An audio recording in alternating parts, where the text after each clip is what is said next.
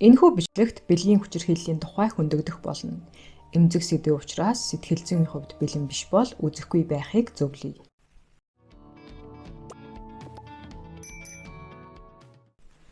Нэгэн бүсгүй өөрийн трэц хаягийн дээрээ одоогоос бараг 15 жилийн өмнө бүлэг хүчингийн хэргийн золиос болсон тухайгаа нийтэлсэн байсан. Үнийг нь би уншаад чимээгээ өнгөрөхийг хүссэнгүй. Тиймээс та бүхэнтэйгээ хуваалцаж хохирогч бүсгүйд дэм болохыг хүслээ. За тэгэхээр одоо постыг нь уншийе. Би одоо 34 нас хүрэх гэж байна. 19 наснда би хүний алдаж болох бүх зүйлээ алдсан. Нэр төр, биеийн эрүүл мэнд, сэтгэлийн эрүүл мэнд, ирээдүйн карьер, гэр бүл зохиох боломж, бэлгийн амьдралтай байх боломж, хүнд итгэх итгэл. Хамгийн том нь амьдрах хүслээ алдсан. Гэхдээ одоо ч би амьд. Амьд хүн шиг харагддаг. Намайг ийм болгосон хүмүүс одоо ч эрх чөлөөтэй хийсэн хэрэгээ ярьж инээлцээр л байгаа. Би Суйсын харьяа сургалт төгссөн. Гэхдээ тэр 4 жилийн 3 жил нь амьдын там байсан. Яагаад гэвэл 2 дугаар курст байхдаа би 7 эрэгтэй 2 эмэгтэй нийлсэн 9 хүний бүлэг хүчинд би өртсөн. Уух юмд маань ухаан алдуулах бодис хийсэн. Юу байсныг нь мэдэхгүй ч хүнийг ухаантай хэрнээ бие хөдөлгөх чадваргүй болгодог юм байсан. Тэр 7 эрэгтэй 4-ийг нь намайг хүчиндэж байх үед ухаантай байсан. 2 эмэгтэй нь тэр бүхэн болж байх үед өрөөнд байсан. Намайг авраагүй. Хэрэг болж байх үед эхэндээ би тэдэнд сайн хандвал намайг баг өвтгөх байх гэж бодсон. Гэхдээ би юу ч хийж чадаагүй. Ямар ч бие хамгаалах чадваргүй байсан. Би харахаас өөр юу ч өөрийнхөө төлөө хийж чадаагүй.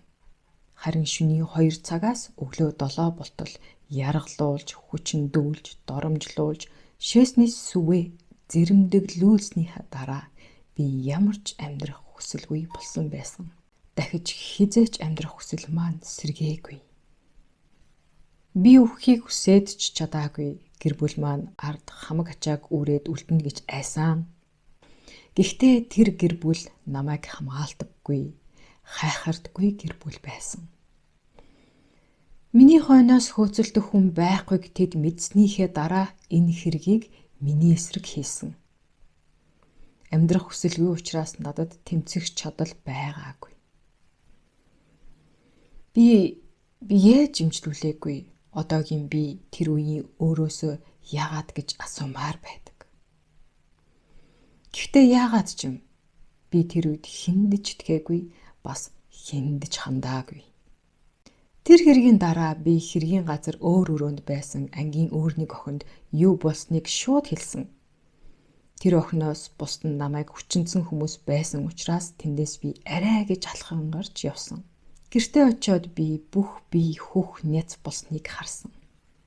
Би хэргийн маргааш оройноос өвчин мэдэрч эхэлсэн. Би үхчихсэн гэж өөртөө итгүүлсэн.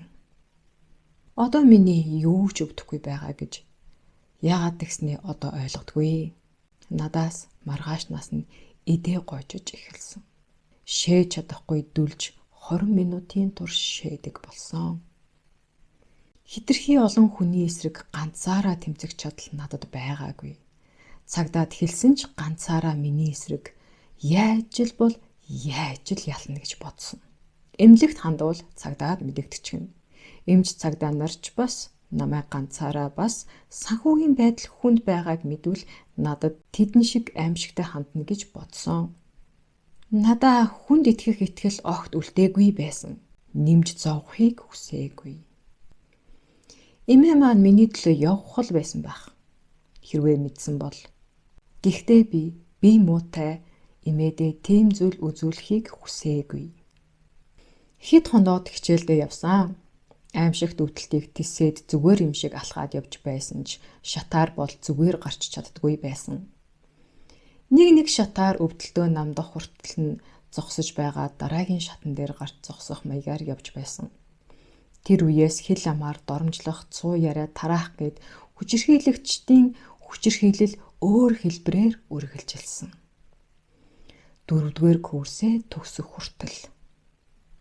Хамгийн аймаар нь хүчирхийлэгч 2 хүүхэн миний тухай цуу яриаг ангийн охидыг нэг ангид цуглуулж байгаад ярьж тараасан байсан.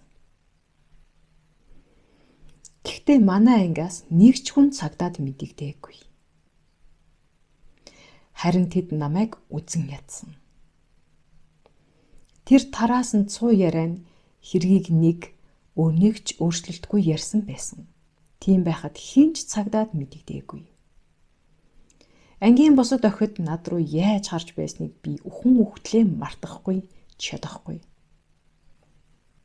Энэ хэрэг 2011 оны 12 сарын 24-нд сургуулийн шинжилээр болсон. Тус хэргийг би 2020 онд 9 жилийн дараа цагдаад мэдэгдсэн. Одоог болтол мөрдөн шалгаж байгаа нэртэйгээр зүгээр л хэргийг гацаасан байдалтай байгаа. 3 удаа хууль зүйн үндэслэлгүйгээр хаагдсан. Дахин нээлгээд л явж байна.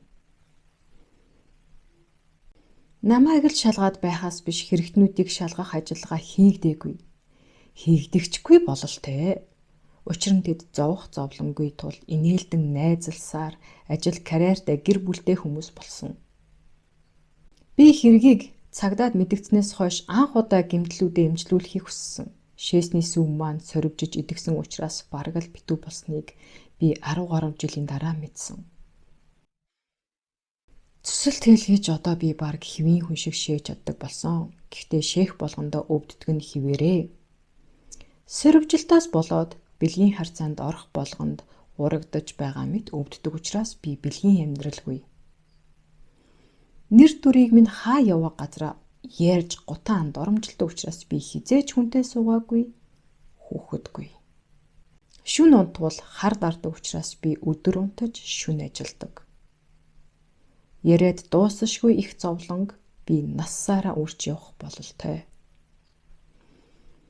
Ийм төрлийн гэмт хэрэгт хүн хэлэлцэх хугацаа хязгааргүй тогтоож хүн амны хэрэгтэй дүцүүлж ялалдаг болох ёстой. Тэд хийсэн хэрэгээ ярьж инээлдэж байгааг сонссон олон хүмүүсээс нэгэн ч цагдаад мэдэгдээгүй. Харин нийлж инээлдсэн. Тэд намайг гулууд шиг нүцгнээр минь дамжлаад хоёр орны хооронд орс элгэж хүчиндэж байсан. Намайг зөөж хүчиндэж байсан нэг нь сүулт ангийн дарга болсон. Бас тэр хэргийг мэдсээр байж манай ангийн өөр нэг охин тэр хүнтэй гэрэлсэн. Юу гэж энэ хорвоод хүний муу нь олон гэдгийг би мэднэ. Хэрэг болсноос хэдхэн хоногийн дараа би Facebook дээрээ чамайг ухаангүй байхад ангийнхан чинь чамд юу хийхийг чи мэдэхгүй. Тэд үлийн үрээ эдлэх болно гэж пост оруулсан байсан.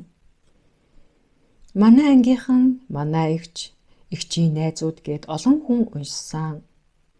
Хинч цагдаад мэдэгдээгүй.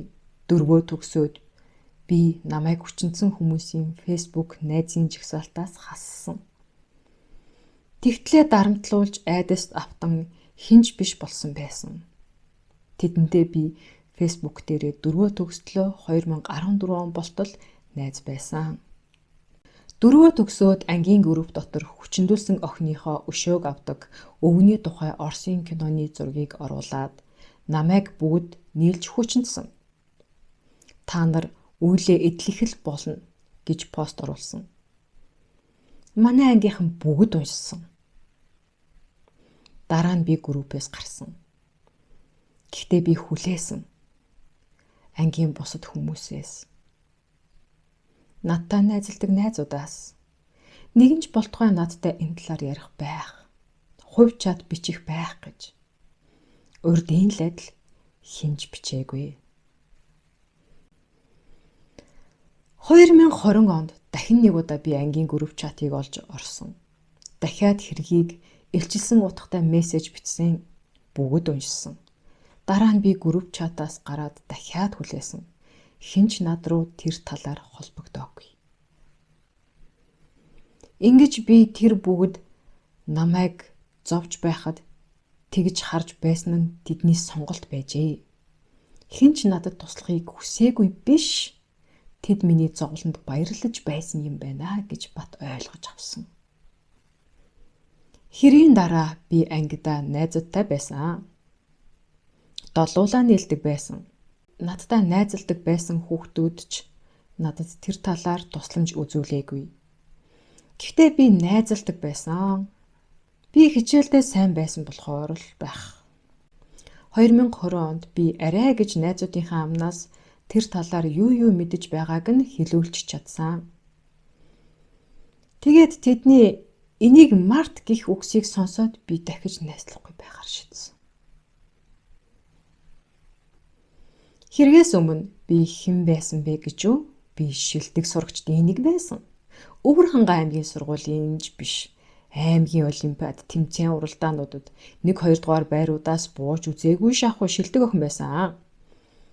10 жилээ төгслөө би биеийн тамираас бусад бүх хичээл дээрээ амжилт гаргаж байсан.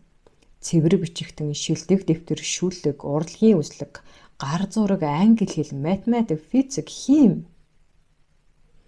Би нэр хүндтэй өөрийн насандаа үзүүлж чадах амжилтуудаа үзүүлээд явж байсан сурагч. Надад юу хамгийн хэцүү байсан гэж? Би бүлэг хүчингийн хохирогч болсон азгүй хүн гэдэгтэйгээ эвлэрэх. Бас энэ бүх өвдөлт зовлонг яаж ч үгүйсгээд алга болохгүй гэдэгтээ эвлэрэх. Бас би амьд байгаа гэдгийг хүлээн зөвшөөрч өөрийнхөө төлөө тэмцэж эхлэх үнэхээр хэцүү байсан. Би хэрэг гарснаас хойш 3 жил сэтгэл зүйн тасралтгүй хүчирхийлэл донд биеийн өвдөлтийн хажуугаар тисэж амьдарсан. Суралцаж төгссөн. Би хүчтэй болохоороо бишээ. Шокийн байдалтай ойр ганцаараа олонний нүдэн дээр зовж байсан учраас.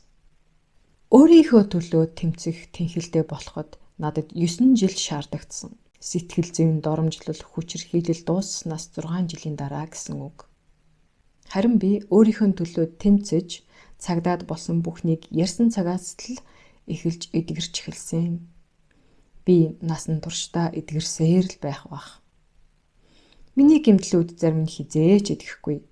Бас би дахиж хизээч санаа амар хар дарахгүйгээр сайхан унтаж амарч чадахгүй гэдгээ мэднэ. Нэрсийг нь бүхнийг зарламаар байна. Энэ одоохондоо миний мөрөөдөл. Тэр өдөр ирэх болно. Зураг, хөрөг, бичлэгтэй бүгдийг нь дэлгэж эдгээр ороолонгуудыг бусдад анхааруулах юмсан. 2010-аас 11 онд буюу 1-р курст байхдаа намайг хүчинтсэн бүлэг болох манай ангийн тэдгээр эрэгтэйчүүд, эмэгтэйчүүд бөөндөө машинд явж байхдаа бааранд нэг охинтой танилцсан. Бидэнд нэг л охин байхад хангалттай. Хоорондоо дамжуулчихдаг юм аа гэж ярьж инээлдэж байсныг нь сонссон хүн байдаг. Хэдий хүнээс сонссон яриа хэдий ч би үнэн гэж боддог. Учир нь тэд нар намайг хүчирхийлсэн. Бас яаж айлгаж дарамтлахаа маш сайн мэдэж байсан. Тиймээс би анхны хохирогч нь биш гэж боддог. Тэр бааранд танилцаад олуулаа дамжуулсан гэсэн ярианы үргэлжлэл. Одоо кинонд тоглоод байдаг нэг жүжигчин байдаг. Тэр манай ангийн эрэгтэйчүүдтэй үе зайгүй найзалдаг байсан. Түүний нэрийг хэлээд тэр ихэлсэн тэгээд бид нар үргэлжлүүлсэн гэж ярьсан байдаг. Хин ихэлсэн нь бүлэг дотроо чухал байдаг юм шиг байна лээ. Хүнээс сонссон яриа болно. Надаас өмнө өөр хүн хохирсон байх магадлал өндөр. Хэрвээ гүйцэлдүүлж байхдаа чангаар инээлдэж, бараг онгоо сонсоод татаж унж байгаа юм шиг тэгж инээлдэж байсан. Хоорондоо гараа зохиж, нэгэндээ баяр хүргэж, намайг өглөө ухаан ороход чи мөн үү? Чи эргээд ирв үү? Чи трийг ална л гээд байх юм. Миний муу найз чамайг яасан юм? Чи шүнжин бидний эрхийн хурууг хөхөж хонсноо санаж байна уу?